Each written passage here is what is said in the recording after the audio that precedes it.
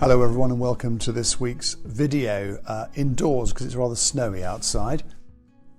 Many of us will have been at Remembrance events in the last fortnight.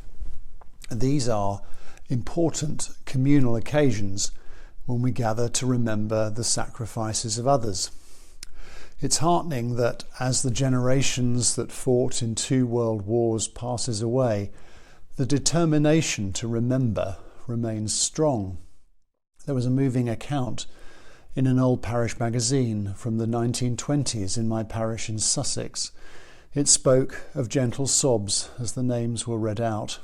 The population at the time was about 900, and there were 37 names on the World War I Roll of Honour, including the son of the then vicar.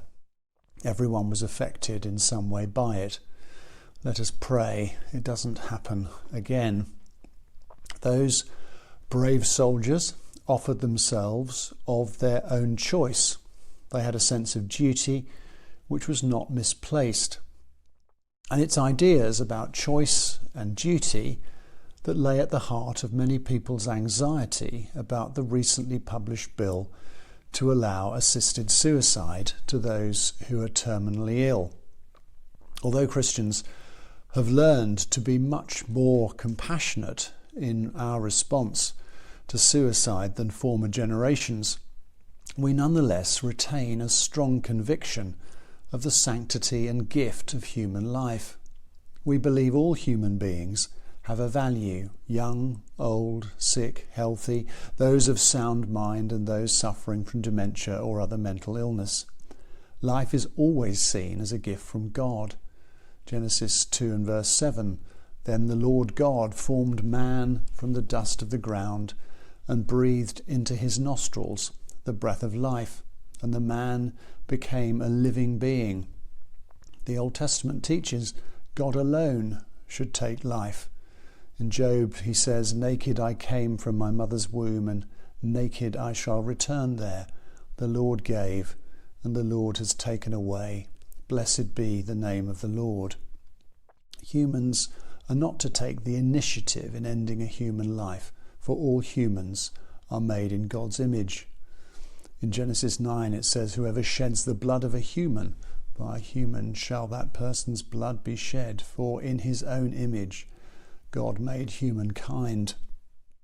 It's always been at the heart of a doctor's vocation to seek to preserve life. Where that preservation becomes impossible, the imperative becomes helping someone to die well, as comfortably as possible. I was grateful to see that in action as my father died in France a few months ago. I've never had to watch a loved one suffer in their final moments, and I completely understand how people would want to avoid that if at all possible. However, even with the limitations of hospice care, most people do die well. The huge danger, and it has been shown in every jurisdiction that has started down this road, is that the commendable desire to relieve suffering quickly morphs into vulnerable people feeling they ought to end their lives so as not to be a burden. Oregon in the USA, with legislation similar to what is proposed, has seen a significant increase in people who elect for assisted suicide, saying that they feel like a burden, from 12% in 1998 to 43% in 2023. Many people are in coercive relationships, and elder abuse is a major issue. One of our church wardens told me recently of his aunt in Canada who chose assisted suicide long before her illness would have incapacitated her, and despite the pleas of family not to. She was visited by the local doctor, known as Dr. Death in the town because that was now all he did, who administered a sedative followed by a lethal injection. There's growing evidence that even when sedated, such a departure is not as painless and comfortable as is promised. The cocktail of drugs that will be required if this measure becomes law here is also deeply troubling. Canada is now at the forefront of extending the right to have someone consist your suicide far beyond life-threatening conditions to a range of mental illnesses which may be transient. Now, I appreciate there are some Christians who support this limited change. However, unusually for the Church of England, the last 2 votes on this issue in General Synod were overwhelmingly against. If you are opposed to this, I would urge you to write to your MP, as I have.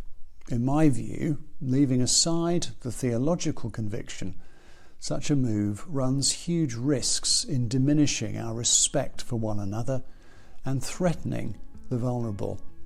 The offer of choice for some may in the end, for many, prove to be no choice at all.